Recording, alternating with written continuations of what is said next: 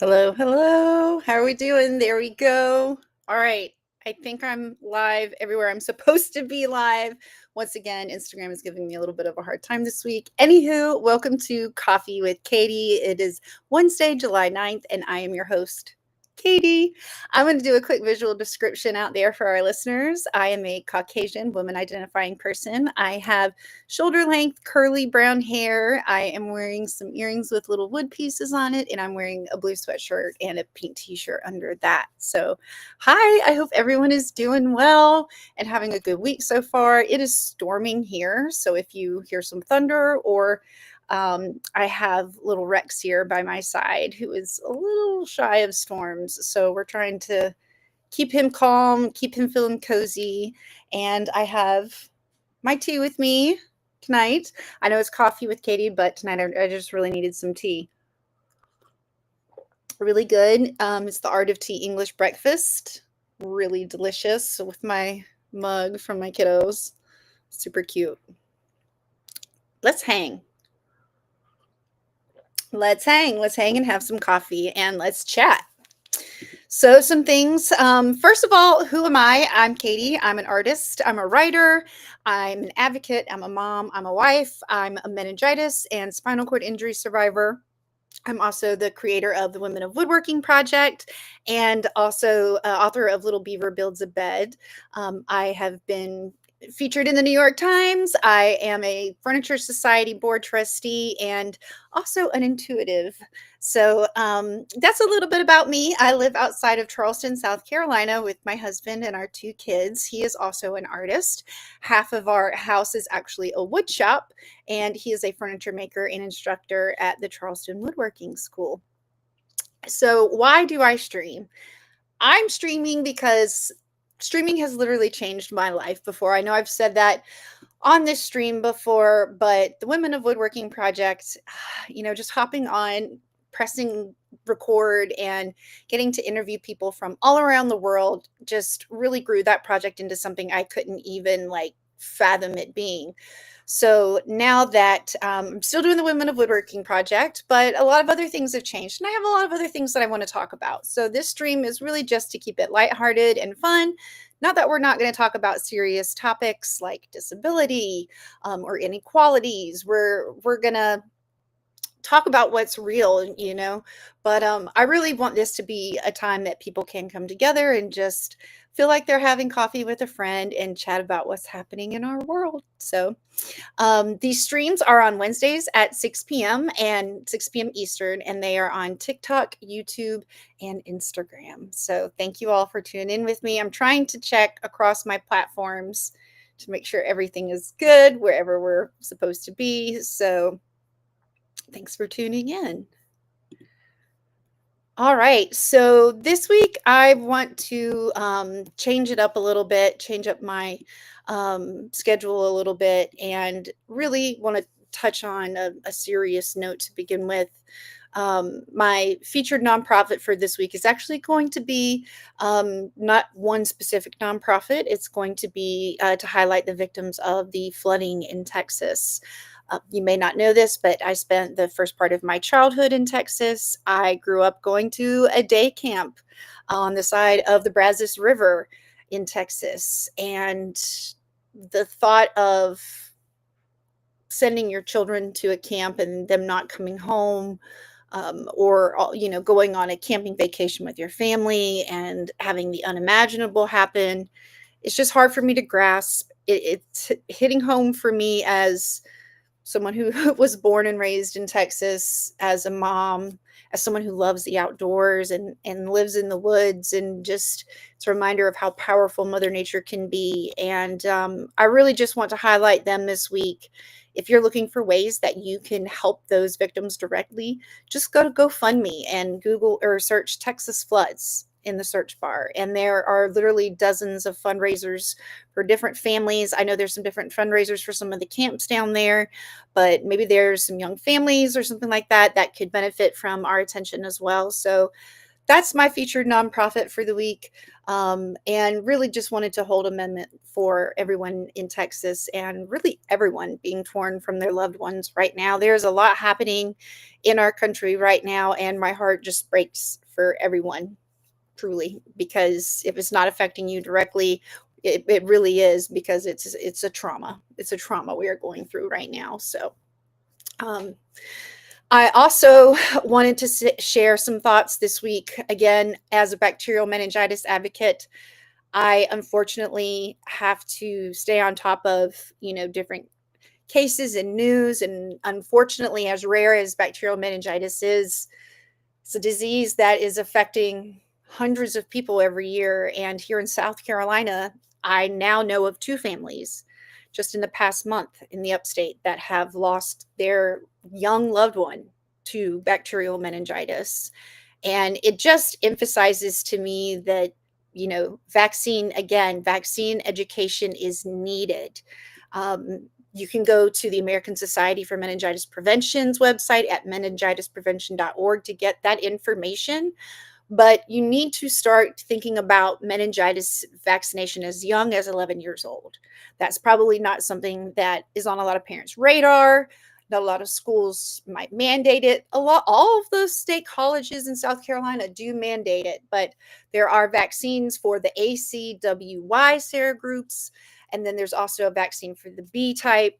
There are also pentavalent vaccines that cover them all. But basically, once your child reaches the age of 11, it's important to have that conversation with your doctor and say, hey, we need to go ahead and get this vaccine on board for my child, because as a meningitis survivor, I can promise you it is a disease you do not want your child to have. It is incredibly painful.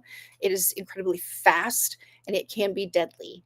I mean, like I said, we've lost two children in South Carolina in the last month alone. So it's a tough week. Tough week. I know I come on here to be lighthearted and fun, but again, like I said, we got to have real conversations. And this is my platform in order to help enact change. So my thoughts are with the family in the upstate that has lost another family in the upstate that has lost their loved one to that horrible disease.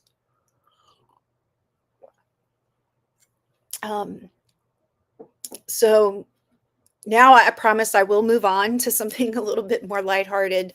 I just really wanted to get that information out there in the front, in the beginning, and just let you know how important that was. But on the lighthearted side of things, I'm super excited for my first Star Wars and snack stream this week. It's going to be tomorrow at 6 p.m. Eastern here on all the same channels. So if you are a fan of Star Wars, or if you're a fan of snacks, or both, or just want to hang out and have a good time, I would love to have you. So I just last week and the week before tried to fit in just some Star Wars time here on this stream, and I just have so much more to say. And I get it. Like, not everybody wants to hear about Star Wars, and some of my Star Wars friends don't want to hear about everything else that's going on. It's just how it is. I deal with the same issue with my woodworking content. So I'm really excited about this stream. I hope it will be fun. I'm going to be talking about my favorite series tomorrow. I'm also going to be making a special recipe of Hoth balls, is what I'm calling it. They're like Oreo Reese's peanut butter, like they're no bake chocolate ball desserts, because it is way too hot in South Carolina to be baking right now. And so I figured no bake was good to go. Oreo is good to go. Peanut butter is always a solid choice. Cream cheese. So rather than dipping them all in milk chocolate, I'm going to dip them in white chocolate and make Hoth balls for my first Star Wars and snack stream. So that will be a lot of fun. I'm looking forward to that. So join us at 6 p.m. tomorrow on Thursday if you'd like to talk about some Star Wars. And we'll be talking about some news, some things happening. Also, just kind of what I'm watching, and try to get some feedback on what we want the stream to be. So looking forward to that. In other updates, as you can tell, I am still in the blue room. I'm not in my office yet. But I know I said this last week. I know I said it. But I really feel like I'm going to be in my office by this time next week. So hopefully you'll be seeing a nice pink wall behind me instead of blue. If not, it's not the worst thing ever, but I really would like to be in my new studio. It would be nice for it to be done. Other creative things that I have going on. I wrote a special poem for Independence Day titled Independence, and I shared that on my blog at ktthompson.com if you'd like to go read it. And basically, I just wanted to write a poem about my experience of visiting Independence Hall as a disabled woman living in modern times and just imagining like the conversations that it had there. Could the people that built that place and signed, the Declaration of Independence in that building, could they have foreseen someone like me being, active, vaccine advocate, disabled mother, um, citizen, like having a role, being able to come into that building and see it. And then also, like my husband is a descendant of one of the signers of the Declaration. So there's a little bit of a personal tie there too. It's kind of like, I have some relation to it, and it's important to me that, they're the ones that said all those stuff. I'm just holding them to what they wrote on that paper. So, but yeah, the poem is about that. And I just wanted to express my feelings in a very turbulent time.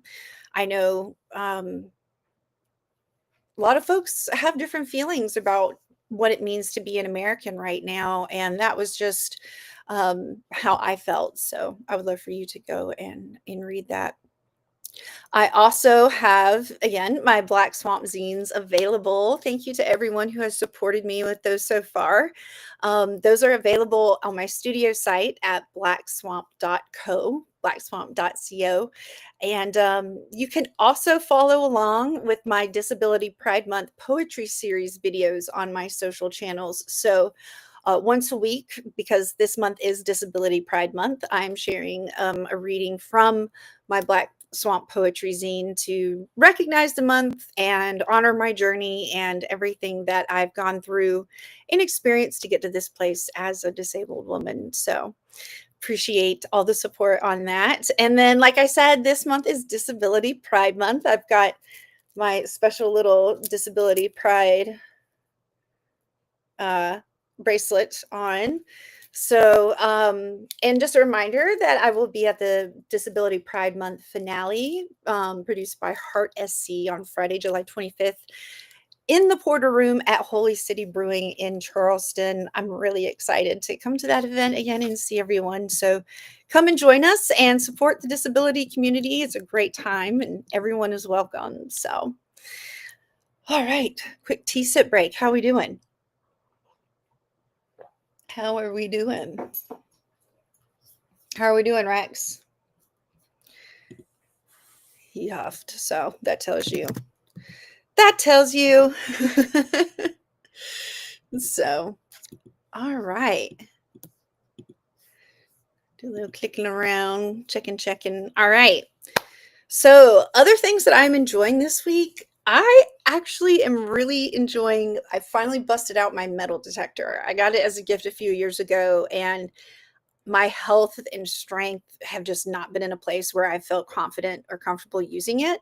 So I finally did bust it out this week and had a lot of fun. My concern was like, okay, if I find something, how am I going to bend over and like dig for that? Like, that's not something I could really do a lot of or even once.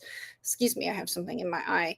But it was fun. I went out there actually with my kids and they did all the digging and picking up. So we were walking around the house where the addition is, just looking for nails and metal and staples and stuff like that that have like been dropped. And we found a lot of stuff. So it was good practice. So maybe one of these days we'll get to, visit an old home site or something like that and maybe dig for some real treasure. But for now, we're practicing in the yard. So if you're in South Carolina and like metal detecting and know of any good spots, definitely reach out. I know it's kind of a smaller, kind of ultra nerdy hobby to have, but I know the folks that do it are really passionate about it because I am too. So, yeah, so that's what I'm really enjoying this week.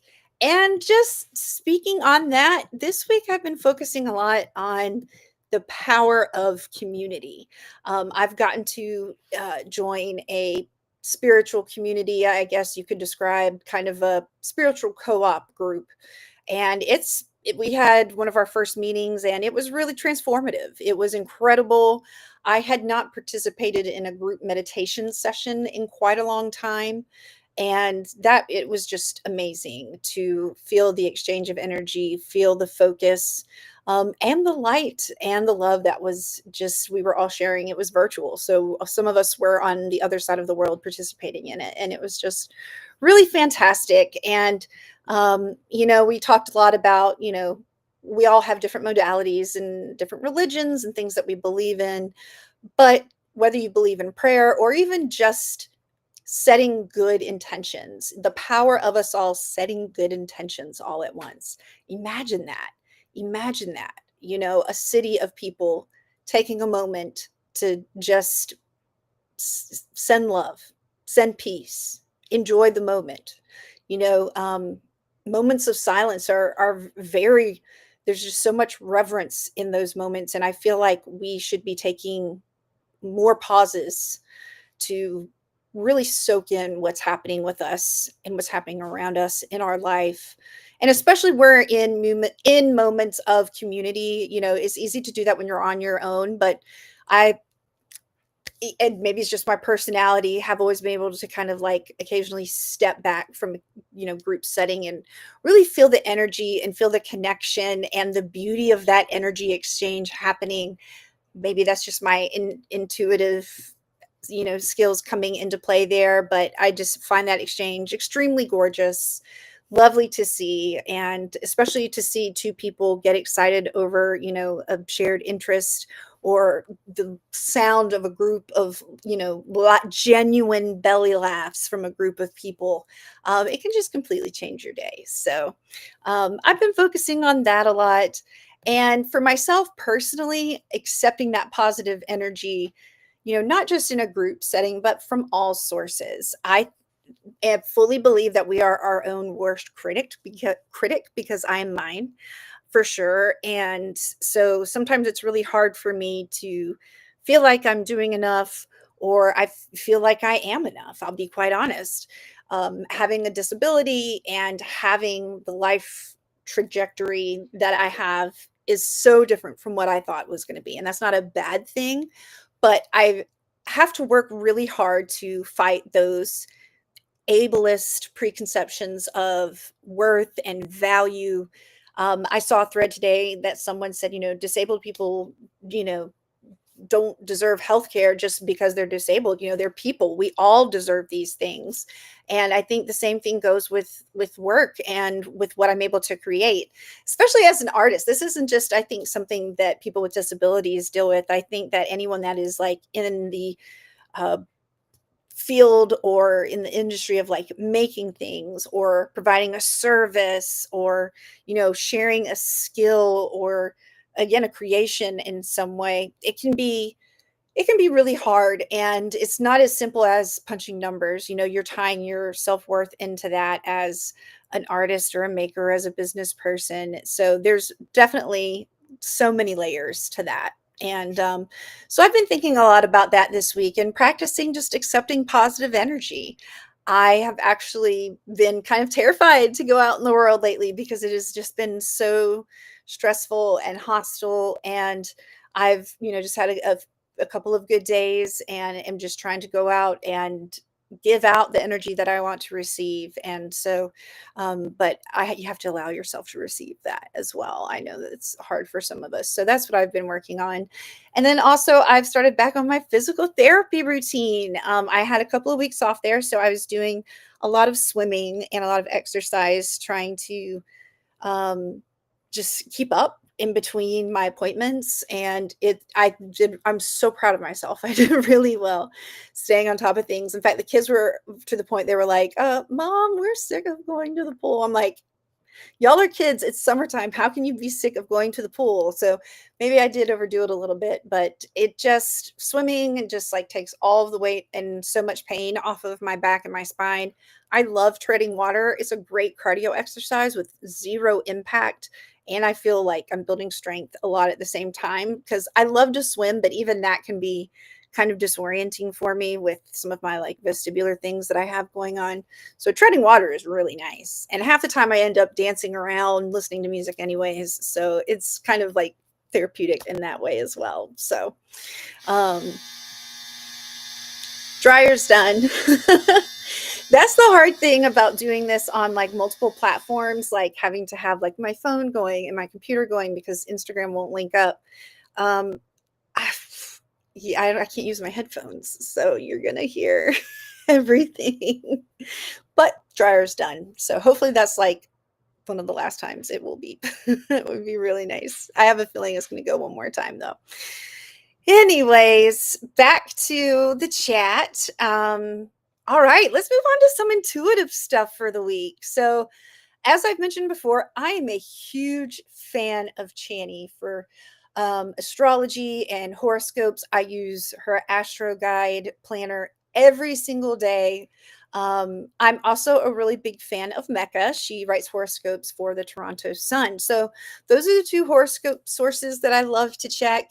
And then I also, like I said, I love Chani's Astro Guide. So I have, like I said, have used that every single day so far this year. That's my goal for the year, is to fill it out every single day. And it's been really, yes. It's been really good for me to just like get into the habit of centering myself every morning. And like, I feel like I can't officially start my day until I do that. And it's just been really nice. So, but some horoscopy, planetary, star-like things going on this week. On the 7th, actually, we had Uranus moved into Gemini, and Uranus has been in Taurus. I'm a Taurus sun for the past 7 years, so I was asked to reflect on how my life has changed over the last 7 years, and holy moly, I can look back then and see myself in a lot of systems and in a place in my life that just was not working for me. I had accomplished some of the things that I had wanted to do, but I still had so many dreams, so many creative dreams that I wanted to accomplish. My health was not in as strong of a place as it is now. I remember that was the year that, are you serious? 3 times? It's just trolling me now. I don't recall 3 times. Sorry about that, guys. But anyways, my health was in a much different place since then. And I've had, gosh, almost 10 surgeries in the last 7 years. It's been pretty intense. So my life has totally changed. So my best wishes to all the Gemini that are going to have to encounter the instability of Uranus. The thing is if you trust it and you have faith in yourself, it's going to put you on the right path. It's going to take you off of the path that you're not supposed to be on and put you on the right one. But it's going to be unexpected. It's going to happen in a way that, like, again, you're not going to see coming. You're going to think you're on the right path, and then something's just going to totally shift and change. And that's, it's not one big thing. It's a continuing vibe for like 7 years. And so, it's hard. That's the hard thing about some of the stars and life in general. But in the end, it all ends up working out the way it's supposed to. And that was one thing that I experienced in my meditations this week, was being able to visualize how we actually like transmute pain and what that becomes in the universe. I think a lot of us think our pain and our suffering is for nothing and it's in vain. And there are a lot of moments that we feel like that, and it's very valid, is kind of what is all of this for, especially with people that deal with chronic issues. But there is a beauty to it. It is a part of the cycle. It is a part of life, and in that suffering, there is this life, undeniable.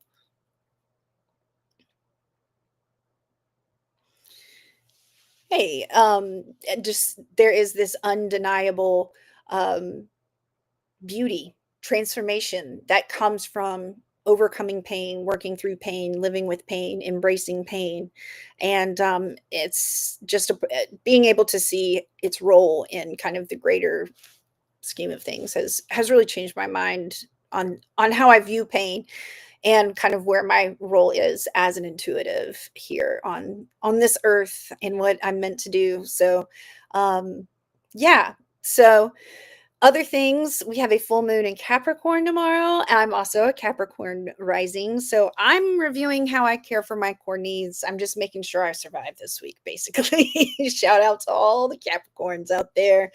It's just going to be like that and making sure that I'm nourishing myself. And I really, this past summer, try to focus more on that aspect of like, I want to eat foods that nourish me, not just like health wise, but also mentally, emotionally. Is this something, make sure I still have time and give myself things that make me happy. And exercise totally have changed my view on exercise. I am a former, like intensive three sport athlete in high school. It's training, it's work harder, it's push yourself. That was my always my mentality, especially in those types of sports. But now it's like, yeah, 15, 20 minutes of treading water is just amazing, not just for my body, but also for my mental health and my spirit. So, focusing on those types of things this week. And yeah, so it's an exciting week, full moon. Make sure you put out your crystals, get your moon water ready, and just rest up because it's usually a pretty busy week. Um, Other things that I have been working on in my intuitive practice, dowsing rods. And I don't know if I've mentioned it on here before, but I just found a tutorial of how to cut up a wire hanger and create my own pair of dowsing rods. And it's been pretty game changing. I'm not going to lie. I've had some really great sessions. I've tried practice every day. It's a lot kind of like, I think, like developing other skills, intuitive skills, whether it's like clairaudience or claircognizance, or if you work with cards, it just takes a lot of practice in developing a relationship with the tools. And it's just been really fantastic. I've gotten some validation on some things, have learned some things, and still have so much yet to learn and so many things that you can do. So I am considering doing like remote sessions. I'm not sure how I will set that up, but if that's something you're interested in, reach out to me. I'm not interested in like charging or making any money off of it right now. I'm really looking to just like develop my routine and my practice. So if that's something you're interested in a dowsing rod session, or even just like submitting a question for me to have a session surrounding, I'd be happy to do that. So reach out. Other, things happening that I know the energy is really up this week is I've been having so many lucid dreams like lately, like almost nightly. And usually that means there's a lot going on cosmically. I don't know if there's any other lucid dreamers out there, but I would love to chat if you are. Like I said, I just joined a kind of like spiritual mentorship group. And so I'm excited to hopefully meet more lucid dreamers. It's an incredible skill. It can be exhausting at times, but again, like I have is just like reaffirmed so many things in my faith and my practice. It's kind of like I was thinking today how someone could come to me so surely and say, yes, none of that is true. That's all in your head, blah, blah, blah. I could go to them and just as surely say, no, it is real because I live it every single day. And that's just how I feel about it. I can't deny it. So, yeah. So, on that note, why don't we draw a card? I brought my cards this week. I have my Moonology Oracle cards. I love these. I would also like to maybe tie these into a remote intuitive session. So if dowsing rods aren't your thing, I do have some cards that I can use to help provide readings and some insight with. So let's get some energy for the week, for the collective, please.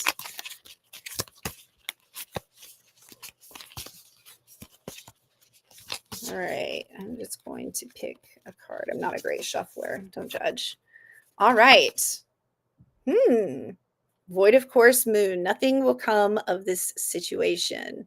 Interesting. So to me, this says like, don't worry, don't stress out, don't put yourself out too much. Like things you might stress out about this week. It's not that it's not going to matter, but it's not going to be that big of a deal. So that's kind of my initial feel from this is to kind of just chill, you know. Um, let's see what the book says. I really like sometimes reading what their intention, like the creator's intention was for this. Da, da, da.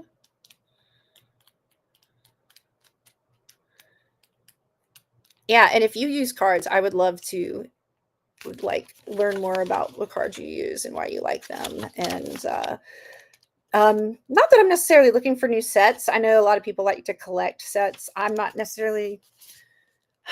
I'm not that I'm not interested in it. I would like to develop connections with what I'm meant to develop with. So, yeah, the situation will bear no fruit. May or may not be good news. If you were worried about something, there's nothing to worry about. But if you are asking about a new project or a new relationship, it's a sign to adjust your expectations or change things so you get a different outcome. Cards, it says, remember, the cards can only predict what you are currently creating, and you can change that with both behavior and beliefs. So I think this is a good week to just like take time out and meditate, really think before we act, not a huge, like big action week. So that's kind of my recommendation for the week. So, yeah. All right. I think that's pretty much it for this week. It has been another great session. Thank you to everyone who has tuned in and everyone who has left comments or reached out during the week. I know some of y'all watch this after the fact. That's why I don't get my I try not to focus on the numbers. I know sometimes it can be hard for people and be like, you're talking to no one, or there's only one person. Yeah, but that one person means a lot. And I don't know. I'm just past the point of caring what other people think. I have things I want to create and say, and I want to put out there. So I appreciate everyone that tunes in and listens to that. And I just want to encourage you, if you have something that you want to say, to go ahead and put that out there. And even if you think nobody is listening, somebody is, I promise you. But if you do make a goof of yourself and nobody's watching, well, then nobody's watching. You can consider it practice or whatever. So that's how I view things. Being a public speaker, having embarrassed myself numerous times throughout life and knowing it's going to happen again, I just am very comfortable on camera. So, if anybody needs a little boost of confidence to be themselves this week, that's it. I believe in you. So, my next stream will be next Wednesday, July 16th at 6 p.m. Eastern, next Coffee with Katie. If you'd like to follow along on my other socials, I'm on YouTube, TikTok, Threads, and Instagram, and Blue Sky at Electric Katie. You can follow me on there. I go live, like I said, TikTok, Instagram, and YouTube every Wednesday. And my website, my personal website with my blog is ktthompson.com. You can also check out my studio and what I have for sale over at blackswamp.co. All right. Thank you all so much. Have a lovely rest of your week, and we'll see you next time. Bye bye.